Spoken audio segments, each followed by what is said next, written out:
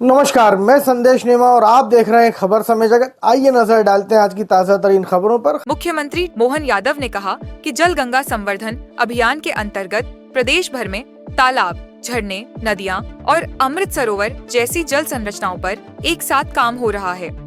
जनप्रतिनिधि, मंत्री और आम जनता सब मिलकर इस महाअभियान को सफल बना रहे हैं।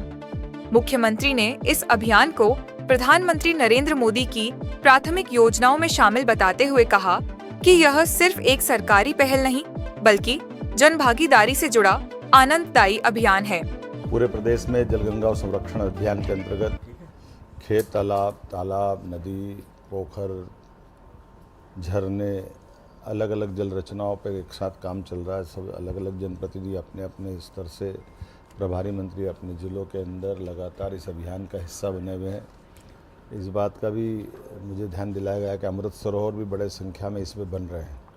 जल के प्रति ये जागरूकता का अभियान सच में आनंददायी है। यशस्वी प्रधानमंत्री के सर्वोच्च प्राथमिकता वाले कार्यक्रम में से है। मेरी अपनी ओर से भी मध्य प्रदेश के लिए जल संरक्षण को लेकर ये किए जाने काम की मैं सबको बधाई भी देता हूँ और उम्मीद करता हूँ कि 30 जून तक हमारा ये अभियान एक बड़ा महाअभियान के नाते से फलीभूत होगा। इसी के साथ साथ हम कई और मोर्चों पे काम कर रहे हैं। हमारे द्वारा प्रयास किया जा रहा है कि आने वाले अगली कैबिनेट तक ट्रांसफ़र पॉलिसी पे भी हम कुछ काम करें। मैं उम्मीद करूँगा कि जिस प्रकार से हमने अपने अधिकारी कर्मचारियों के लिए भी हित की बात कही है, अलग अलग उनके वेतन भत्ते, सभी प्रकार के पेंडिंग कामों को निराकरण की दिशा में बात की है, इसी प्रकार से हम कोशिश कर रहे हैं कि सबके बीच में से निकाल करके उनके हितों को प्राथमिकता रखते हुए जितने खाली पद हैं उनको भी जल्दी से जल्दी भरें।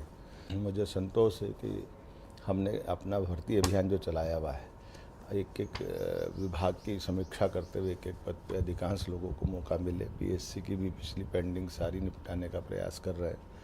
हमारे सारे युवाओं को रोज़गार मिले, इसलिए कल ही बीते दिन हमने अपनी खास करके टेलीकॉम इंडस्ट्री को बढ़ावा देते हुए आईटी और सबको जोड़ करके ग्वालियर मैन्युफैक्चरिंग का हब बने, इस दिशा में बड़े पैमाने पर लोगों को रोज़गार मिले।